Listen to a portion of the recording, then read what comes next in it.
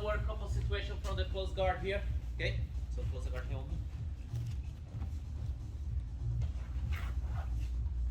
So first, the frames that you guys already know. We worked this today on the noon class. So we're gonna work again. Keep the collars, or you can move the collars to the shoulder. Be careful of the wrist lock. Okay. So I like to don't put my arm underneath the armpit because there's a high risk for the get stuck there, get the wrist lock. I like to place my hands on his shoulder. Okay, so I can start stand up. Or you can control the biceps. You can grab one collar, one sleeve. You can move the belt over his plexus and keep the posture stand up. Okay, so we have this couple of options here. So you're gonna stand up. Make sure to always be aware of where you're gonna step first. Okay, if you have this sleeve, you gotta step on the same side that you have this sleeve. Because if you step on the opposite side, you're gonna hug my leg and break my balance sweeping that way. So if you have the collars, you gotta be aware to keep his arms away from your legs. So you're gonna kind of turn your hip on diagonal to stand up. See how I turn my hip to stand up? I step away from him so he can reach, and I'm also blocking his movement. So I will lean my weight. Look, my knees are already behind his hip.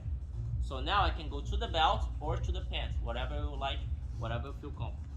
So here, move the belt, pressing his chest down. Now I will place my hand on his knee. I don't grab the gi, because now his gi can move and his leg is gonna still lock into place. So place your hand inside the knee and push down to open. Once you open the guard, I want you to establish your base. Okay? Now you can keep the grip, go to the collar, block, you can keep the grip on the pants. I just wanna make sure you have a strong base here. My opponent's gonna give you a light reaction. You're gonna try to move me a little bit. So I'm here, let me move it. Okay, once I'm good, I make sure I have a strong base. Now it's his turn. Okay, you guys gonna give light reactions to each other. Okay, any questions? What if before we were able to break out of the close guard, like you got him here, we got our hand on the knee, and then they grab our ankle? That's what I told you. You gotta be aware where you're stepping. If he grabbed your ankle, it's because you made a mistake. Okay. So you gotta step away. Look, grab my ankle. Grab my ankle. Look. Don't really matter. Once you have a strong base, that's why I told your opponent to give a light reaction. You're gonna break a bounce. Okay. You made a mistake. Go back and fix it. Okay? Okay? You don't step here. You don't stand up here. Of course, he's gonna break a bounce. Of course, he's gonna grab your ankle. Okay. So be aware of what you're doing. Pay attention. If you made a mistake, you broke a balance, you felt on your hip. Go back, reset everything, and do it again until he can't do anymore. If you fall into your hip, if you fall in sideways like this, because you don't have a good base, you gotta fix it. Okay? Questions? So now, I want to show you guys why it's so important to have both grips. Coach is so mean, put you to pay burpees when I don't have grips. Guys, if you're playing guard, I'm here. Mark's is gonna hold only one grip, okay? I'm here. If you're playing guard and your opponent has only grips and you don't pass the guard, it's your fault. You're doing something wrong. If you have one grip, like that's not enough to hold somebody inside your guard. You guys can go watch anybody good on the black belt fight on the back playing guard. He's gonna be with both sleeves, both lassos, both collars, one sleeve, one collar, one lapel, one sleeve. You guys don't know the importance of the grip. It's so important. Imagine this: when you let it go one grip, you're supposed to be freaking out right now. You're supposed to be, oh my God, what are you gonna do? I gotta grab something. That has to be your mindset. If you lose one grip, I'm here. I don't let you make a grip anymore. You're supposed to be freaking out. You're supposed to be, oh my God, what are you gonna do now? I gotta grab something. You must think like that. Or this is gonna happen. You don't have grip. Look. That's what is gonna happen. If you don't have grip, you have nothing. Unless you really flex, you can bring your foot in under, like what I do. But even I'm flexible like that. I don't like to be without grips. I like to hold something. So you must to have both grips all the time. Coach, what do you mean by both grips?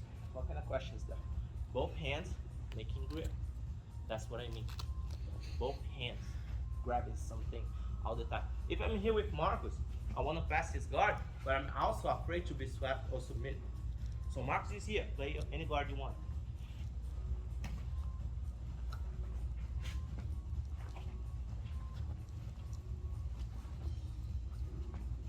If I don't have one grip, I'm freaking out. I'm supposed to grab something. I'm doing something wrong. So keep this in mind. You must to have both grips. I don't care if you're gonna be mad at me. I will put you to pay as many burpees as need to set up your grips. You're gonna thank me later. Okay? So now that you know how to open the closed guard and you need both grips, you're gonna stand up, keep your grips, open the guard, make sure you have a strong base. Now, I want you to connect this guard here. My opponent is gonna grab both sleeves. I will grab the belt. Pay attention to my elbow now. I will connect my elbow on my knee, so he's not gonna work on this leg, and I will put pressure on that.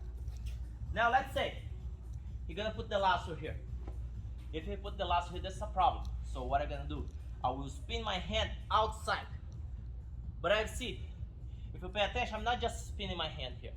I'm also using my shoulder. Look how I move my shoulder. My elbow and my knee are blocking this leg. Now, I will use my shoulder to help my hand to turn. I'm putting pressure against his foot, so I will be able to turn my hand. He's gonna be really tight on this sleeve. If I just try to spin my hand, look, not gonna work. So you move your whole upper body to spin. You see how I move everything? Look. And I come back tight. That's what I want you to do, okay? The main focus of this position is how to spin your hand from the lasso. Okay? Move everything. You gotta move his foot and his shin. So you do this, look. See? I stretch my arm and I come back, spinning my hand. Now I can do my long step. You can let go the belt and go to the collar, or you can keep the hand on the belt, just dropping your weight. And coming back here. Now you can adjust yourself. Really tight. Okay? Any question? One more time. I will open the guard, controlling his upper body. I will make sure I will step where he can reach with his hand. If I'm not holding the sleeve, make sure you're gonna step far away from his hand. If you step next to his hand, it's gonna be a problem. You're not gonna be able to stand up. I'm here. Boom, knee behind his hip. Make sure to have a good posture. Use your elbow here, or whatever, use your hand, doesn't matter. Now he's gonna put the lasso, and then I will block. Use my shoulder, move my shoulder forward, spin my hand, and now I drop. Climb to your side control. Really tight, go slow. Quality, not speed. Okay?